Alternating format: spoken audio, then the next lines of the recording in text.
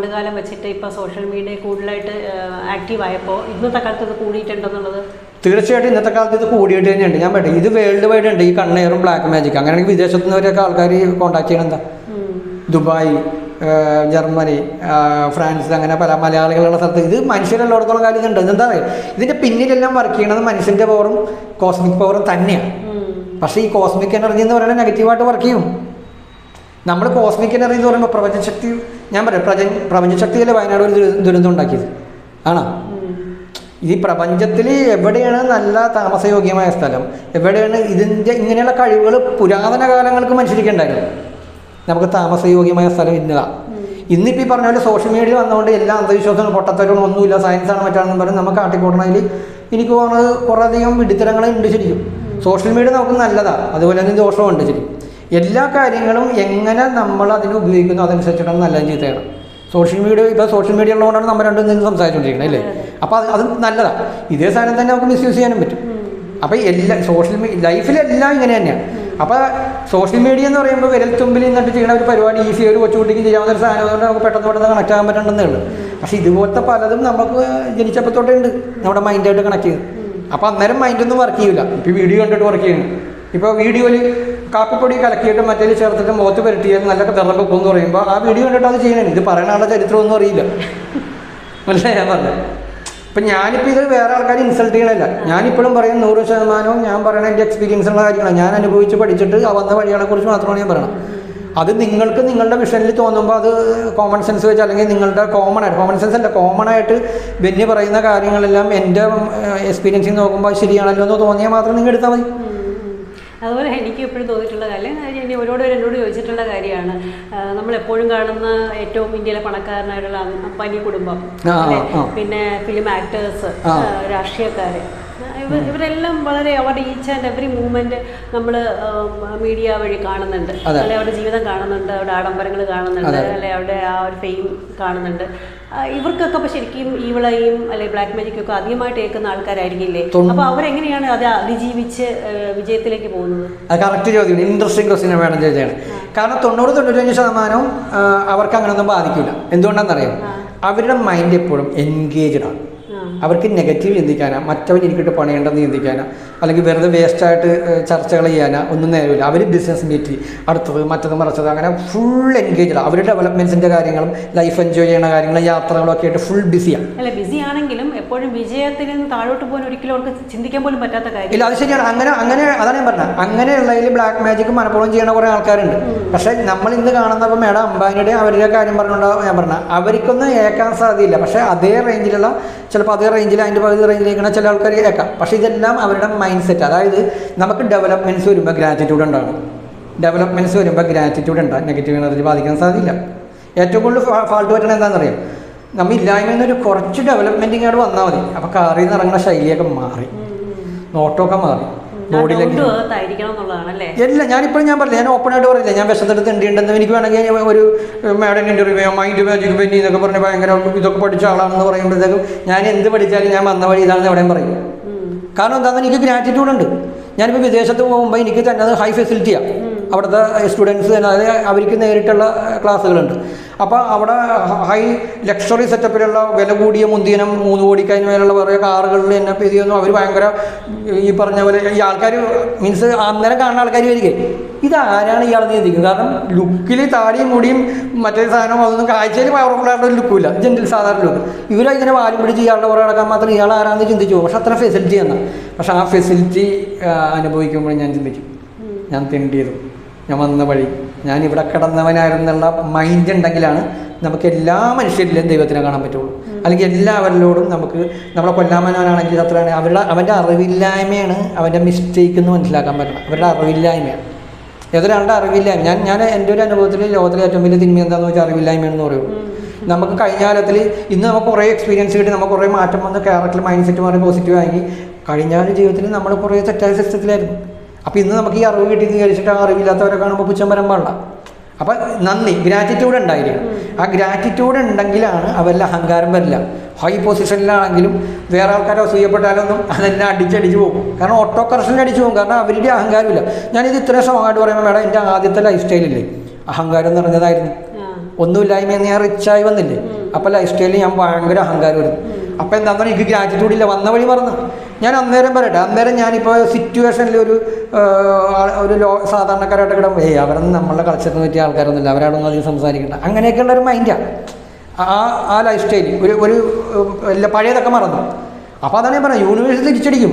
അപ്പോൾ എന്ന് പറഞ്ഞാൽ ആ സമയത്ത് ആൾക്കാർ ബ്ലാക്ക് മാജിക് ചെയ്താലും കണ്ണേർ ചെയ്താലും എനിക്ക് എഫക്ട് ചെയ്യും, കാരണം അത്രയും ഹൈലി നെഗറ്റീവ് അറിയാം. പക്ഷേ ആൾക്കാർ വേണമെങ്കിൽ ഞാൻ കുട്ടപ്പന നല്ല ഏൽക്കാതിരിക്കാൻ അല്ലെ ബ്ലാക്ക് മാജിക് ഏൽക്കാതിരിക്കാൻ ഒരു 2-3 കാര്യങ്ങൾ പ്രധാനമായിട്ടും നമ്മൾ ശ്രദ്ധിക്കേണ്ട കാര്യങ്ങൾ ഒന്ന് പ്രേക്ഷകർക്ക് വേണ്ടി പറയാം. ഓക്കെ, അതിൽ ബ്ലാക്ക് മാജിക് ഏൽക്കാതിരിക്കാൻ എന്ന് പറഞ്ഞിട്ട് എനിക്ക് അത് കോമൺ ആയിട്ട് പറഞ്ഞാൽ ഒരു ഗുണമില്ല അതിൽ ബ്ലാക്ക് മാജിക്, കാരണം അത് നമ്മളുടെ നേച്ചറായിട്ടൊക്കെ ബന്ധപ്പെട്ടാണ്.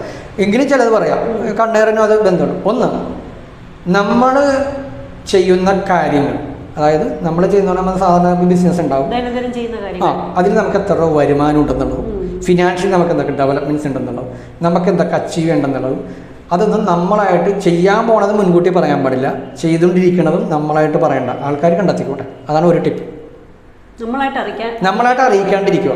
പിന്നെ പരമാവധി നമ്മളിപ്പോൾ സോഷ്യൽ മീഡിയയിൽ ഷോ ഓഫ് എന്ന് പറയുന്ന സാധനം നമുക്ക് വേണ്ട. ഞാൻ നല്ല ഡ്രസ്സ് ധരിക്കണം, എൻ്റെ കംഫർട്ടിനും എൻ്റെ സംതൃപ്തിക്ക് വരികയാണ്. അതായത് അതിൽ എന്ത് തന്നെ വന്നാലും നമ്മുടെ സാറ്റിസ്ഫാക്ഷന്. ഇപ്പോൾ ഞാനൊരു ഷൂ ഇടുമ്പോൾ ആ ഷൂ മറ്റുള്ളവർക്ക് ഇഷ്ടപ്പെടില്ലെങ്കിലും അത് എൻ്റെ ഇഷ്ടത്തിനായിരിക്കണം. അല്ലെങ്കിൽ ആൾക്കാർ നോക്കുമ്പോൾ ഇത് കൊള്ളില്ല എന്ന് പറയുമ്പോൾ മറ്റുള്ളവർ വേണ്ട, അത് ഇത് വേണ്ട, ആ ചിന്ത പാടില്ല. ഷോ ഓഫ് വേണ്ടത് എന്തിനാ ഷോ ഓഫ്? നമ്മളായിട്ട് ഷോ ഓഫ് കാണിക്കേണ്ടത് നമ്മൾ ആൾക്കാർ കണ്ടുപിടിക്കട്ടെ. ഞാൻ വേണ്ട ഫുള്ളായിട്ടുള്ള ആൾക്കാരില്ലേ, അതായത് ഇന്ന് നമ്മൾ ഇപ്പോൾ മാഡം പറഞ്ഞ പോലെ അംബാനിയും അങ്ങനെയുള്ളവരെന്ന് പറയുമ്പോൾ അവരൊരു ഷോ ഓഫും കാണിക്കണില്ല, പക്ഷേ ആൾക്കാരെല്ലാം അവരുടെ പറയാം, അവർ വീഡിയോസ് ഇടുന്നു ഇല്ലേ.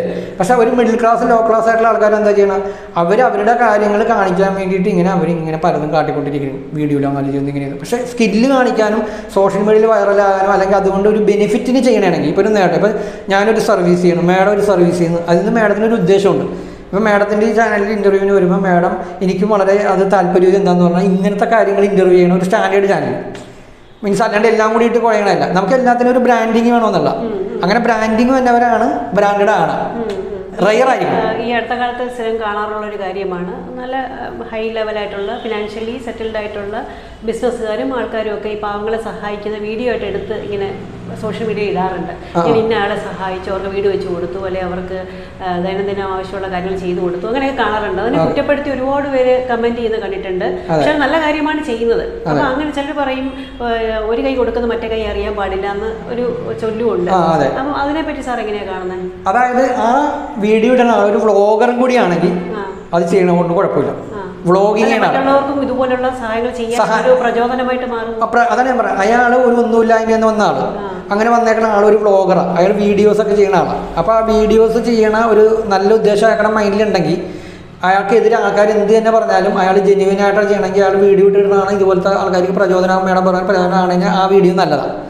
അപ്പോൾ അതിന് ഒരു ആത്മാർത്ഥത ഉണ്ടാണോ ഞാൻ പറയില്ലേ. ഇപ്പം ഞാൻ ഇത്രയും കാര്യങ്ങൾ പറയുമ്പോൾ ഞാൻ ആത്മാർത്ഥമായിട്ടാണ് പറയണത് അല്ലെങ്കിൽ ബിസിനസ്സിന് വേണ്ടിയാണ് പറയണതെന്ന് അറിയണമെങ്കിൽ ഞാനായിട്ട് കണക്ട് ചെയ്യുമ്പോൾ ഏതൊരാൾക്കും മനസ്സിലാവും. ഇന്നത്തെ കാലത്ത് ഏതൊരാൾക്കും കുറച്ച് സംസാരിച്ച് ചെയ്യുമ്പോൾ ഇവൻ ഊടായ്പാണോ തരിയിടാണോ എന്നൊക്കെ മനസ്സിലാക്കാൻ. അപ്പം എന്ത് കാര്യം ചെയ്താലും നമ്മൾ ആത്മാർത്ഥമായിട്ട് ചെയ്താലും നമ്മളെ ഇതൊന്നും ബാധിക്കില്ല എന്നുള്ളത്.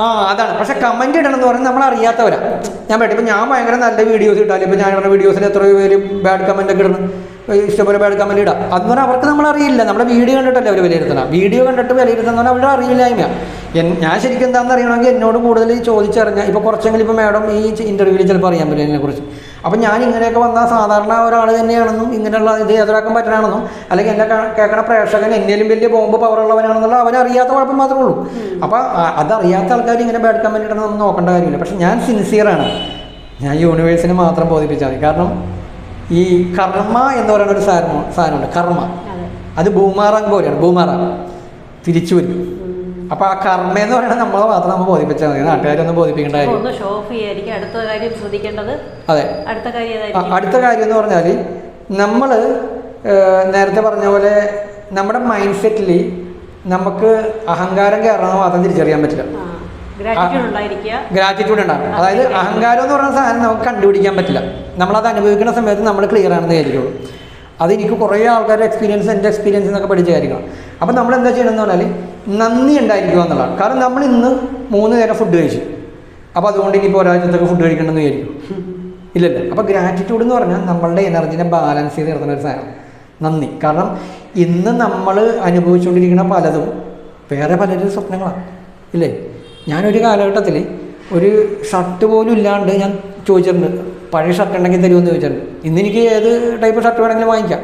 അപ്പോൾ ഞാൻ പറയുന്നത് ആ അവസ്ഥ കടന്നു പോയേക്കണേ. ഇന്ന് ഞാനിന്ന് ബട്ടൺസ് ഇടുമ്പോഴേ ഞാനത് ചിന്തിക്കും, ഇന്ന് എനിക്ക് കണ്ടല്ലോ, താങ്ക്സ് ടു യൂണിവേഴ്സ് എന്ന് പറയും. അല്ലെങ്കിൽ ദൈവമേ നന്ദി. ആൾക്കാരുടെ യുക്തിക്ക് എന്തും പറയാം, നമുക്കൊരു നന്ദി ഉണ്ടാവുക എന്നുള്ള. കാരണം ഇന്ന് നമ്മൾ ആരോഗ്യത്തോടെയും സംസാരിക്കുമ്പോൾ അനേകർ ഇന്ന് ഹോസ്പിറ്റലിലാണ്, അനേകർ ഹോസ്പിറ്റലിൽ കഴിയുന്നുണ്ട്. നമ്മളിന്ന് പല്ലിക്കുകയും കുളിക്കുകയും ചെയ്യുമ്പോൾ സ്വന്തമായിട്ട് ഇതൊന്നും ചെയ്യാൻ പറ്റാണ്ട നിരവധി ആൾക്കാരുണ്ട്. നമുക്ക് 2 കാലുകളുണ്ട്, എനിക്ക് നല്ല ഷൂ ഇല്ല എന്ന് പറഞ്ഞ് നമ്മൾ പരാതി പറയുമ്പോൾ, അല്ലെങ്കിൽ നമുക്ക് നല്ല വസ്ത്രമില്ലെന്ന് പരാതി പറയുമ്പോൾ, ഇതൊക്കെ സ്വപ്നം കാണുന്ന കുറേ ആൾക്കാരുണ്ട്. എനിക്കൊന്ന് നടക്കാൻ പറ്റിയാൽ മതി എന്ന് ചിന്തിക്കുന്ന ആൾക്കാരുണ്ട്. ഇതാണ് ഗ്രാറ്റിറ്റ്യൂഡ്. ശരി, നമുക്ക് എല്ലാത്തിനും നന്ദി ഇല്ലെങ്കിൽ ഇല്ലാത്തത് കിട്ടൂല എന്നാണ് ഞാൻ പറയുന്നത്. എല്ലാത്തിനും നന്ദി ഉണ്ടെങ്കിൽ ഇല്ലെങ്കിൽ നമുക്ക് ഇല്ലാത്ത പലതും കിട്ടൂല. അപ്പോൾ എല്ലാത്തിനും ഗ്രാറ്റിറ്റ്യൂഡ് ഉണ്ടാണെങ്കിൽ നമ്മൾ എൻ്റെ മൈൻഡിൽ എപ്പോഴും എനിക്ക് ആ ഒരു വൈബുണ്ട്, ഞാൻ വന്ന വഴി എവിടെ നിന്നാണ് അത് ഞാൻ അതിനോട് ഞാനിങ്ങനെ റീതിങ്ക് ചെയ്യാൻ എന്തിനാണെന്നറിയാമോ? അഹങ്കാരം എപ്പോൾ കയറി വരുമെന്ന് അറിയാൻ പറ്റില്ല. അഹങ്കാരം എപ്പോൾ കയറി വരുമെന്ന് അറിയാൻ പറ്റില്ല. ഇപ്പോൾ മാഡം ഇങ്ങനെ ഇൻ്റർവ്യൂ ഞാൻ വലിയ ആളൊന്നുമില്ല, അല്ലേ പറഞ്ഞത്, ബെന്നിയില്ല, ഇവിടെ ബെന്നിയില്ല. ഇത് യൂണിവേഴ്സിറ്റി ഉദ്ദേശം ഉണ്ടെങ്കിൽ ഞാനായിട്ട് കണക്ട് ചെയ്യും. അവിടെ അവർ ക്ലാസ് അറ്റൻഡ് ചെയ്യാൻ വന്നാൽ എനിക്കൊരു ക്ലാസ് കൂടി കൂടുതൽ അറ്റൻഡ് ചെയ്യാം. എനിക്കതാണ് ഏറ്റവും കൂടുതൽ ബെനിഫിറ്റ്. അപ്പോൾ ആ രീതിക്കാണ്. അപ്പോൾ മാഡം ചോദിച്ചതിന് ഗ്രാറ്റിറ്റ്യൂഡ് ഉണ്ടായിരിക്കുക എന്നുള്ള ഇമ്പോർട്ടൻറ്റ്. അത് ഒരു കാര്യം കൂടെ, ഈ വിളയിൽ വരാതിരിക്കാൻ ശ്രദ്ധിക്കേണ്ട ഒരു കാര്യം, ഈ വിളയിൽ വരാൻ ശ്രദ്ധിക്കേണ്ട കാര്യങ്ങൾ ഏറ്റവും ഇമ്പോർട്ടൻ്റ് ആണ് ഇപ്പോൾ ഞാൻ പറഞ്ഞത്. ഒരു കാര്യം കൂടി വേണമെന്നാണ് മാഡം പറയണം. ഒരു കാര്യം കൂടി വേണമെന്ന് പറഞ്ഞാൽ, നമ്മൾ പരമാവധി ആൾക്കാരായിട്ട് മിങ്കിൾ ചെയ്യുമ്പോൾ അല്ലെങ്കിൽ സംസാരിക്കുമ്പോൾ നമ്മൾ കൂടുതൽ ഓപ്പൺ ആണത് ശ്രദ്ധിച്ചിട്ട് വേണം. ഈ ഓപ്പൺ ടോക്ക് ചർച്ചകൾ. കാരണം നമ്മൾ ഒരു ഫംഗ്ഷന് പോയി, അവിടെ 4-5 പേര് കൂടി നിന്ന് സംസാരിക്കുമ്പോൾ അവിടെ ഏതെങ്കിലും മന്ത്രിനെ പറ്റിയ, രാജ്യത്തെ പറ്റിയ, വ്യക്തികളെ പറ്റിയ പോസിറ്റീവ് മാത്രം പറയണത് കേട്ടിട്ടുണ്ടാവും, കൂടുതൽ നെഗറ്റീവ് പറയാനാണ് സാധ്യത. അപ്പോൾ അവിടെ എല്ലാം നമുക്ക് സ്റ്റോക്ക് നെഗറ്റീവ് എനർജി കൂടാനായിട്ട് കാരണവും അങ്ങനത്തെ. അപ്പോൾ അതിൽ നിന്നൊക്കെ എസ്കേപ്പ് ആവണം ബുദ്ധിയാണ്. മിണ്ടാതെ നിൽക്കുക, പരമാവധി എസ്കേപ്പ് ആവാൻ പറ്റുമെങ്കിൽ എസ്കേപ്പ് ആവാം. ഞാൻ പറഞ്ഞാൽ അതിൽ നിന്നും നമുക്ക് ബെനിഫിറ്റ് ഇല്ല. ഞാൻ പറഞ്ഞ ബെനിഫിറ്റ് എന്ന് പറഞ്ഞാൽ എല്ലാവരായിട്ടും നേട്ടം ഉണ്ടെങ്കിൽ മാത്രം ഡീൽ ചെയ്യണമെന്നല്ലേ. നമുക്ക് അതേ ആൾക്കാരായിട്ടൊക്കെ തന്നെ ഇടപെടണം. അതേ ആൾക്കാർ ഇപ്പോൾ നമ്മൾ സൂപ്പർ മാർക്കറ്റിൽ കുറേ സാധനങ്ങൾ മേടിക്കാൻ പോകുമ്പോൾ അവിടെ ചിലപ്പോൾ നെഗറ്റീവ് ആയിട്ടുള്ള ആൾക്കാരുണ്ട്, അല്ലാത്തതുണ്ടാവും. പക്ഷേ അവിടെ എന്ന് പറയുമ്പോൾ അവിടെ ഒരു പ്ലസ് കാര്യത്തിന് നമ്മൾ ഡീൽ ചെയ്യുന്നു. അവരെന്തായിക്കോട്ടെ, നമ്മൾ എല്ലാ മനുഷ്യരായിട്ടും കണക്ട് ചെയ്തിട്ട് തന്നെയാണ് ജീവിതത്തിൽ സക്സസ്ഫുൾ നടക്കണം. പക്ഷേ നമ്മളൊരാളുടെ മൈൻഡിലേക്ക് കയറിയ അതൊരു കണക്ഷനാണ്, എനർജി കണക്ഷൻ ആക്ടിവേഷനാണ് ഓട്ടോമാറ്റിക്. അതിൽ നിന്ന് എല്ലാ എനർജി വരും. അപ്പോൾ അത് നമ്മളെപ്പോൾ നമ്മളൊരു ഷെല്ലിടേണ്ട സ്ഥലത്ത് ഷെല്ലിടുമോ, പക്ഷെ നമ്മൾ ഇടപഴകിക്കും ആൾക്കാരായിട്ട്. ഞാനതാണ് പറഞ്ഞത്, നമ്മളെപ്പോഴും സംസാരമാണ് നമ്മൾ ലാഭിക്കേണ്ടതെന്ന് പറഞ്ഞാൽ അതാണ് ആദ്യം നമ്മൾ തുടങ്ങിയപ്പോൾ പറഞ്ഞത്. കാരണം നമ്മൾ ഏറ്റവും കൂടുതൽ വേസ്റ്റ് ആക്കണം നമ്മൾ ടോക്ക. ആശയവിനിമയം ചെയ്യാനുള്ള കഴിവ് ദൈവം മനുഷ്യന് കൊടുത്തേക്കണത് ആശയവിനിമയത്തിന് തന്നെയാണ്. പക്ഷേ ഏറ്റവും കൂടുതൽ മിസ്യൂസ് ചെയ്യണതാണ്. അപ്പോൾ അത് ശ്രദ്ധിക്കുക. അപ്പോൾ നമുക്ക് വീഡിയോ വൈൻഡപ്പ് ചെയ്യാൻ സമയമായോ? ഇനി എന്തെങ്കിലും സാറിന് പ്രേക്ഷകരോട് കൺവേ ചെയ്യാനുണ്ടോ? അല്ല, എന്നെ സംബന്ധിച്ചിപ്പോൾ മാഡം ഞാൻ വിചാരിക്കണേൽ ഞാൻ പ്രതീക്ഷിക്കാത്ത രീതിയിലുള്ള പല ക്വസ്റ്റ്യൻസൊക്കെ മാഡം എന്നോട് ചോദിച്ചായിരുന്നു. അതിനൊക്കെ ഞാൻ മറുപടികളും പറഞ്ഞു തന്നു. അപ്പോൾ ഇവിടെ ഒരു ചെറിയൊരു കാര്യം കൂടി ഞാൻ പറയണം. ഇപ്പം എൻ്റെ ഒരു ഇഷ്ടത്തിന് പറയുന്ന കാര്യം, അതായത് ജീവനുള്ള ഒരു മനുഷ്യന് അപാരമായ പവറുണ്ട്. ആ പവറുള്ള ഒറ്റ കാരണം കൊണ്ട് തന്നെ നമ്മൾ ആഗ്രഹിക്കുന്ന ഒരു ലൈഫ്, അതായത് നമുക്ക് ഫിനാൻഷ്യലി ഞാൻ പറയുന്ന 5 തലം ബാലൻസിലായിരിക്കണം ഒരു മനുഷ്യൻ. അതാണ് ഏറ്റവും വലിയ സക്സസ്. അതായത് കോടീശ്വരനാണതാ കുറേ പ്ലെൻറ്റി ഓഫ് മണി വന്നതല്ല സക്സസ്. സക്സസ് എന്ന് പറഞ്ഞാൽ നമുക്ക് അത്യാവശ്യം ജീവിക്കാൻ വേണ്ടിയുള്ള ഫണ്ട് ഉണ്ടാകണം. അതായത് ആൾക്കാരുടെ നിന്ന് കടം മേടിക്കാണ്ടെങ്കിലും ജീവിക്കാൻ പറ്റിയുള്ള ഒരു ഫണ്ടാണ്. അതാണ് ഫിനാൻഷ്യൽ ഡെവലപ്മെൻ്റ് എന്ന് ഞാൻ പറയുന്നത് സാധനം. അടുത്തത് ഫിസിക്കലി നമ്മുടെ ആരോഗ്യം എന്ന് പറയുന്നത് നമ്മളായിട്ട് നശിപ്പിക്കുന്ന അവസ്ഥ ഉണ്ടാകുന്നതാണ് ഏറ്റവും വലിയ കുഴപ്പം. അപ്പം നമ്മൾ ഭക്ഷണം കൊണ്ട് ആയുസ് കുറക്കുന്ന അവസ്ഥ ഉണ്ടാകേണ്ടത് നോക്കുക. ആരോഗ്യം നമുക്ക് മെച്ചപ്പെടാം. പിന്നെയുള്ളതാണ് ഒരു സ്പിരിച്വലി ഉള്ള ഡെവലപ്മെൻറ്റ്. സ്പിരിച്വലി ഉള്ള ഡെവലപ്മെൻറ്റ് എന്ന് പറയുമ്പോൾ നമുക്ക് ജാതി മതമാണെങ്കിലും എന്ത് തന്നെയാണെങ്കിലും നമുക്കൊരു പോസിറ്റീവായിട്ടുള്ളൊരു മൈൻഡ്, അത് എല്ലാ മനുഷ്യരിലും നന്മ കാണാനും ദൈവത്തിനെ കാണാനുള്ള ഒരു മൈൻഡ് ഉണ്ടാകും. അതാണ് ഫിസിക്കലി ഉള്ളത്, സ്പിരിച്വലി ഉള്ളത്. പിന്നെയുള്ള മെൻ്റലി ഉള്ള ഡെവലപ്മെൻറ്റ്. നമുക്ക് എന്തൊക്കെ ജീവിതത്തിൽ പ്രശ്നങ്ങൾ വന്നാലും എന്തൊക്കെ സാധനം വന്നാലും അതിനെ മാനേജ് ചെയ്യാൻ പഠിക്കണം എന്നുള്ളതാണ്. അല്ലാണ്ട് ദുഃഖവും ഇല്ലാത്തൊരു ജീവിതമില്ല, പ്രശ്നങ്ങളില്ലാത്ത ജീവിതമില്ല. നമ്മൾ എത്ര ഹാപ്പി ആയിട്ട് ഇങ്ങനെ നമുക്ക് ചുറ്റുവട്ടത്ത് എപ്പോഴും ദുഃഖത്തിനുള്ള സാഹചര്യങ്ങളുണ്ടാവും, നെഗറ്റീവ്സ് ഉണ്ടാവും. പക്ഷെ അത് നമ്മുടെ മൈൻഡിനെ കയറി ജീവിതത്തിനെ കയറി ബാധിച്ച് അത് ഇങ്ങനെ സ്ഥിരമായിട്ട് നമ്മൾ വേട്ടയാടിക്കൊണ്ടിരിക്കുന്ന അവസ്ഥ ഉണ്ടാകാൻ പാടില്ല. അതാണ് മെൻ്റലി ഉള്ള ഡെവലപ്മെൻറ്റ്സ് എന്ന് പറയുന്നത്. അപ്പോൾ ഫിസിക്കലി, മെൻ്റലി, സ്പിരിച്വലി, ഫിനാൻഷ്യലി 5 കാര്യമില്ലേ. അപ്പോൾ ഈ 5 തലം ബാലൻസ് ആണ് ശരിക്കും സക്സസ്. അപ്പോൾ അതിലേക്ക് ശരിക്കും പറഞ്ഞാൽ ഏതൊരു മനുഷ്യനും ആകാൻ പറ്റും എന്ന് ഇത്രയും കോൺഫിഡൻ്റ് ആയിട്ട് പറയണം. ഞാൻ എൻ്റെ എക്സ്പീരിയൻസിൽ നിന്ന് പഠിച്ചിട്ട് ഞാനായത് വേറെ ആൾക്കാരെ ട്രെയിൻ ചെയ്തൊരു രീതി കൊണ്ട് തന്നെ.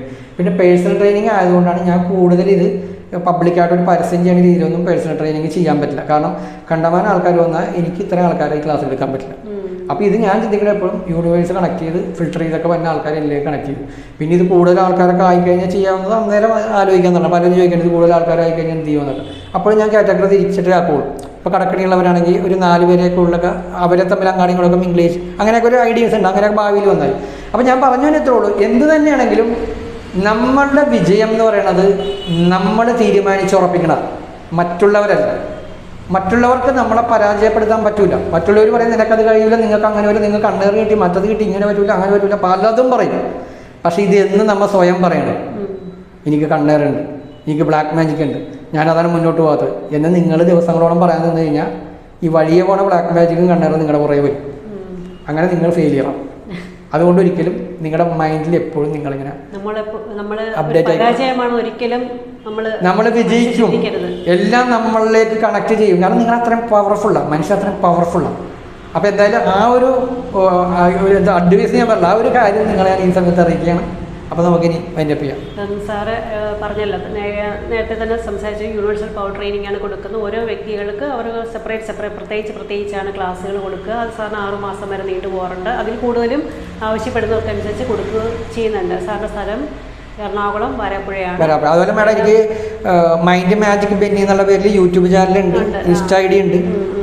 അപ്പോൾ അതെല്ലാം സാറിങ്ങനെ ഷോർട്സും കാര്യങ്ങളും വീഡിയോസൊക്കെ ചെയ്യുന്നുണ്ട്. ക്ലാസ്സുകളൊക്കെ കുറേ വർഷങ്ങളായിട്ട് എടുത്തു പോയിരുന്നു. അപ്പോൾ താല്പര്യമുള്ളവർക്ക് തീർച്ചയായിട്ടും സാറിനെ നേരിട്ട് കോൺടാക്ട് ചെയ്യാവുന്നതാണ്. ഫോൺ നമ്പറും ഡീറ്റെയിൽസും വീഡിയോയുടെ താഴെ ഡിസ്ക്രിപ്ഷൻ ബോക്സിൽ കൊടുത്തേക്കും. അപ്പോൾ ഇതുവരെ വീഡിയോ കിട്ടുന്ന എല്ലാ പ്രേക്ഷകർക്കും സ്നേഹത്തോടെ നന്ദി, നമസ്കാരം. അപ്പോൾ എന്തായാലും അലക്സ അഞ്ജന വ്ളോഗ്സിനും അതുപോലെ മാഡത്തിനും അലക്സ് സാറിനും എൻ്റെ പ്രത്യേകം നന്ദി ഞാൻ ഈ സമയം അറിയിക്കുകയാണ്. നന്ദി.